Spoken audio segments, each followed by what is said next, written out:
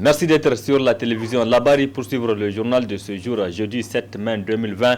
Mesdames, Messieurs, bonsoir, bonne rupture et bienvenue à tous. Les acteurs de la société civile nigérienne, à savoir Michael Zodi et Moudi Moussa du mouvement Tournons la page TLP Niger et Moukela Halidou du SINASEB, également secrétaire général adjoint de la CNT, vont passer leur 49e nuit de détention dans les maisons d'arrêt de Walam, Kolo et Daïkaina, c'est dans la région de Tilaberi. Ils ont été tous interpellés à la suite de la manifestation pacifique du 15 mars 2020 contre le détournement de plusieurs milliards de francs CFA au ministère de la Défense nationale. Depuis leur arrestation, des voix s'élèvent ici au Niger et à l'international pour exiger leur libération. 14e jour aujourd'hui du mois béni de Ramadan, une période d'adoration et de prière où il est recommandé aux fidèles de s'abstenir de boire et de manger de l'aube au coucher du soleil. Il arrive des moments où des jeûneurs sont contraints de rompre le jeûne. Dans quelles conditions il faut rompre le jeûne? Réponse avec Cheikh Ben Salah que je vous propose de suivre.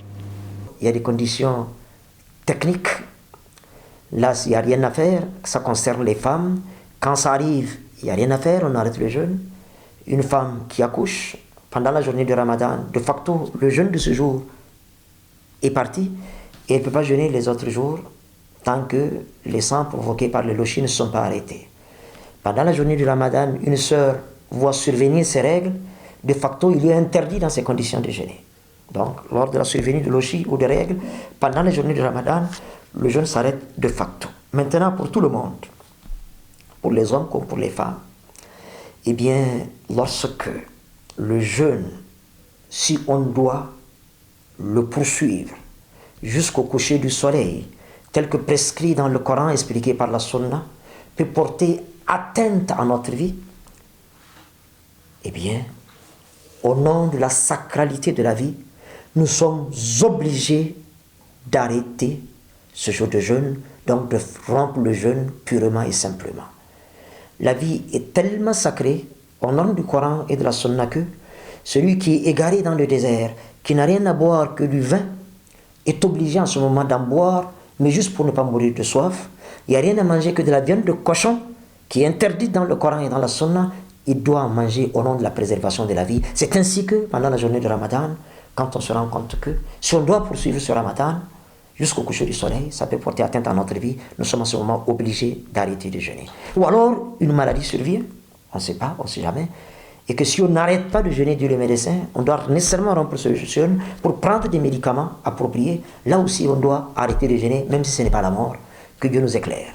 Le mois béni de Ramadan est un mois de forte consommation du citron, un produit utilisé pour faire des jus ou dans certaines préparations.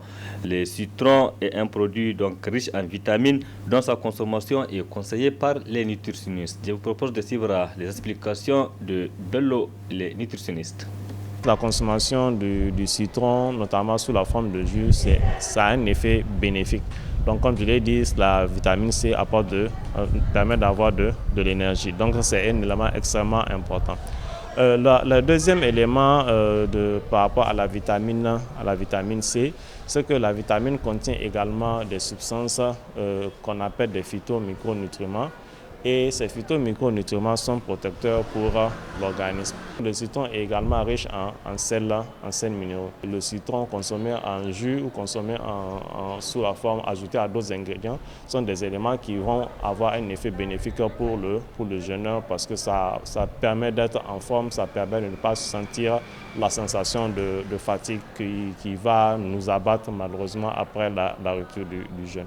Cette période de Ramadan est un moment d'utilisation par excellence des cure-dents pour entretenir les bouches. Mais attention, il y a des cure-dents plus appropriés, comme vous allez le voir dans ce reportage signé Nefissa Zakou et Sadou Doumi.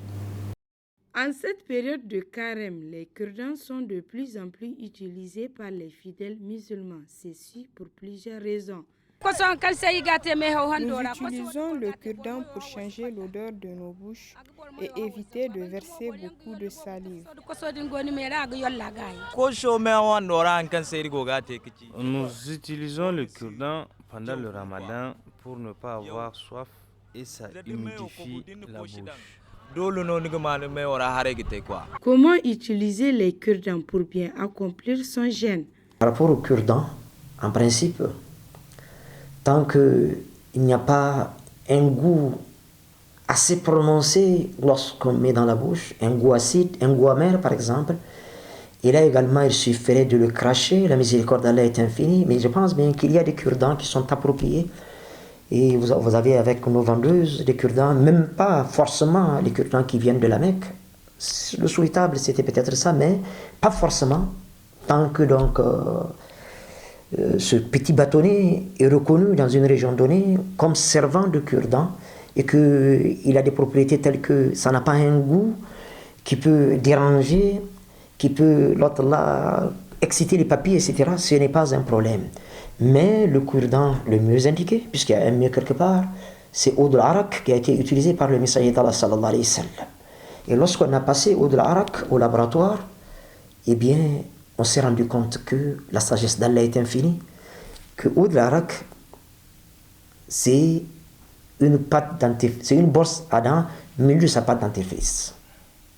Selon toujours Cheikh Ben Salah, l'utilisation d'une brosse à dents avec pâte dentifrice n'est pas interdite en l'islam pour peu qu'on prenne soin de ne pas avaler ce qu'on a dans la bouche. Cette brève pour parler de cette pandémie du coronavirus toujours au cœur de l'actualité à travers le monde où des millions de personnes ont été déclarées positives et des milliers de morts enregistrés. Ici au Niger, à la date d'hier, à la date donc du 6 mai 2020, 770 patients positifs ont été déclarés, dont 171 en cours de traitement, 561 sorties guéries et 36 décès enregistrés. Au total, 3195 patients ont été testés.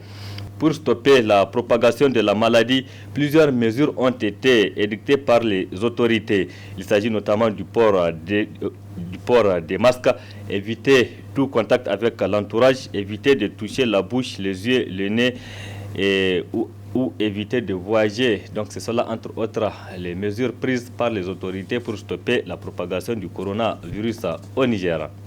Et puis ce communiqué de presse de la Confédération nigérienne du travail CNT, un communiqué relatif donc au décès du ministre de l'Emploi Mohamed Ben Omar. C'est avec une grande tristesse et une vive émotion que le bureau exécutif national de la CNT a appris le rappel à Dieu survenu le dimanche 3 mai 2020 du camarade Mohamed Ben Omar, alors ministre de l'Emploi, du Travail et de la Protection sociale. En cette douloureuse circonstance, le secrétaire général du bureau exécutif national de la CNT, au nom du bureau exécutif national, du bureau exécutif confédéral, de tous les militants, militantes, sympathisants et sympathisantes et à son nom propre, présente ses condoléances émues à sa famille, amis au gouvernement et à ses agents. Ministre courtois, affable, chaleureux, jovial, dynamique et très ouvert, Feu Mohamed Ben Omar est un grand ami des organisations syndicales, comme il aimait le dire à chaque occasion. Artisan du dialogue ITN au gouvernement, l'homme s'est battu pour tenir des élections professionnelles et pour aboutir à la conclusion d'un accord ITN au gouvernement le 20 octobre 2018 malgré la diversité et les circonstances peu favorables. La CNT garde une bonne image du ministre Ben Omar qui n'a jamais ménagé aucun effort pour accéder aux revendications des organisations des travailleurs. Enfin, la CNT demande à ses militantes et militants de dire une fatia afin qu'Allah lui fasse miséricorde pour le repos de son âme dans le paradis éternel. C'était là le communiqué de la CNT signé par son secrétaire général Mamadou Sako. Le mécanisme national de prévention de la torture au Niger, le mandat est confié à la Commission nationale des droits humains, CNDH. L'adoption de la loi a eu lieu le mardi dernier par les députés nationaux. Précision avec Ibrahim Tikiré et Ibrahim Abdou. Le Niger, notre pays, a désormais un mécanisme national de prévention de la torture. L'adoption de cette loi par les députés a eu lieu le mardi 5 mai dernier. Et c'est la Commission nationale des droits humains, CNDH, qui aura le mandat pour exercer les fonctions du MNP au Niger.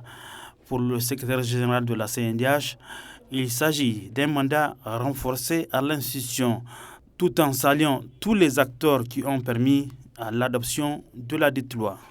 Avant même l'adoption de ces articles-là, la Commission exerçait déjà ce mandat-là, d'une manière ou d'une autre, parce que quand vous prenez les articles 19, 20 et 21 de la loi précitée, la Commission avait pour mandat, en matière de protection, de procéder à des visites notifiées ou inopinées, j'insiste là-dessus, notifiées ou inopinées dans tous les lieux de privation de liberté. Donc aujourd'hui que ce projet de loi vient d'être voté, il a été voté avant-hier. Réduire les risques potentiels de torture au Niger, c'est l'objectif principal du mécanisme national de prévention de la torture. Le mandat du mécanisme national de prévention de la torture sous-entend pour la Commission qu'elle a la possibilité, elle l'avait déjà, mais on a renforcé ce mandat, elle a la possibilité de mener des actions dans tous les lieux de privation de liberté. Je dis bien sans exception, tous les lieux de privation de liberté. Et il faudrait entendre par lieu de privation de liberté où elle peut aller faire un monitoring. Vous avez bien évidemment les établissements pénitentiaires, vous avez les cellules de garde à vue, vous avez les centres de réadaptation pour les mineurs en conflit avec la loi, vous avez les postes frontaliers, les zones de transit, vous avez les centres psychiatriques, etc. Tous ces lieux ne peuvent pas être fermés à la Commission. Le mandat confié à la Commission nationale des droits humains, CNDH, nécessite une large vulgarisation du mécanisme national de prévention de la torture et l'allocation à la Commission nationale des droits humains des ressources financières adéquates pour relever le défi, a indiqué Alishina Amadou Kourgueni. C'est un mandat énorme qui a été confié à la Commission parce que le mécanisme national de prévention de la torture sous-entend beaucoup d'efforts. D'ores et déjà, il est important que la Commission puisse mettre en place un plan d'action stratégique sur plusieurs années en ce qui concerne la promotion et la protection des droits de l'homme en matière de lutte contre la torture. Nous allons faire ce travail, mais ça nécessite des moyens. Et c'est là où je profite de ce micro que vous offrez pour faire un plaidoyer auprès du gouvernement, au nom de la Commission nationale des droits humains, puisque dès lors que son mandat a été renforcé, il est aussi important qu'il lui soit adjoint suffisamment de moyens pour qu'elle puisse travailler en toute sérénité et qu'elle puisse produire les résultats escomptés. Je peux vous dire qu'au niveau de la Commission nationale des droits humains, c'est une fierté et nous n'allons pas reculer.